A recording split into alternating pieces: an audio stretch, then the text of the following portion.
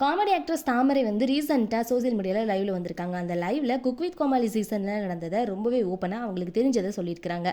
சமீபத்தில் திவாகருக்கும் மாகாப்புக்கும் இடையில பிரச்சனை இருந்து வந்துச்சு. திவாகர் வந்து மாகாப்பா, புகழ், வினோத் இவங்க மேலே கம்ப்ளைண்ட் கொடுத்திருந்தாரு.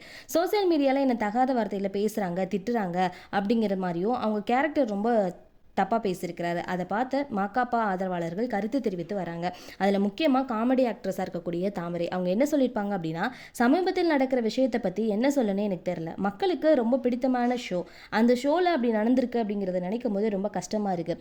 திவாகர் மாக்காப்பா பற்றி குடிச்சிட்டு வராரு, பெண்களை ரொம்ப தப்பாக நடந்துக்கிட்டாரு அப்படிங்கிற மாதிரி சொல்லியிருக்கிறாங்க. உண்மையிலே மாக்காப்பாவை எனக்கு 4 வருஷமாக தெரியும். இந்த 4 வருஷமாக அவரோட ஷோவில் எல்லாத்துலேயுமே நான் அட்டன் பண்ணியிருக்கேன். ஒரு அக்கா மாதிரி என்கிட்ட பேசுவார். ஷோ செட்டில் இருக்கக்கூடிய எல்லா பெண்கள்கிட்டையுமே ரொம்ப மரியாதையவே நடந்துக்கிடுவாரு.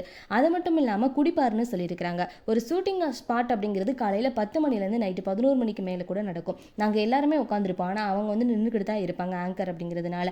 அப்படி இருக்கும்போது தண்ணி அடித்தவரால் எப்படி அவ்வளோ நேரம் இருக்க முடியும்? கொஞ்சம் கூட அறிவே இல்லாமல் தான் திவாகர் அவர்கள் பேசியிருக்கிறாங்க அப்படிங்கிற மாதிரி சொல்லியிருப்பாங்க.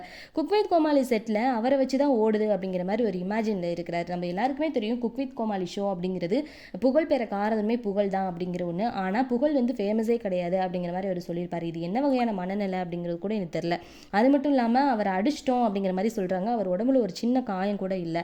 நான் அவங்களோட பழகிருக்கேன், அவங்க அந்த மாதிரி கேரக்டர்ஸ் கிடையாது. திவாகர் தான் தப்பான விஷயத்தை பரப்புறாரு அப்படிங்கிற மாதிரியும் தாமரை அவங்க சொல்லியிருக்கிறாங்க. அது மட்டும் இல்லாமல் குக் வித் கோமாளி டீமில் இருக்கக்கூடியவங்ககிட்ட வந்து ரெக்வஸ்ட் ஒன்று பண்ணியிருக்காங்க. என்ன அப்படின்னா, திவாகர் நடந்துக்கிட்ட முறையை பற்றின வீடியோ ஆடியோ இருக்குது, அதை கண்டிப்பாக போலீஸ்கிட்ட காமிச்சு திவாகர் இப்படி பொய் பிரச்சாரம் பண்ணுறாரு அப்படின்னு சொல்லிட்டு அவர் மேலே ஒரு கேஸ் கொடுங்க அப்படிங்கிற மாதிரி சொல்லியிருக்காங்க. இல்லைனா இந்த நிலைமை நீடிச்சிச்சு அப்படின்னா நம்ம ஷோக்கும் சேனலுக்கும் தான் ரொம்ப கெட்ட பேர் அப்படிங்கிற மாதிரி தாமரை சொல்லியிருக்கிறாங்க. என்னதான் தாமரை வந்து மாக்காப்பாவுக்கு ஆதரவாக வீடியோ போட்டிருந்தாலுமே இதுக்கு கண்டிப்பாக அட்டாக் பண்ணுற மாதிரி திவாகர் அவர்களும் வீடியோ போடுவார்.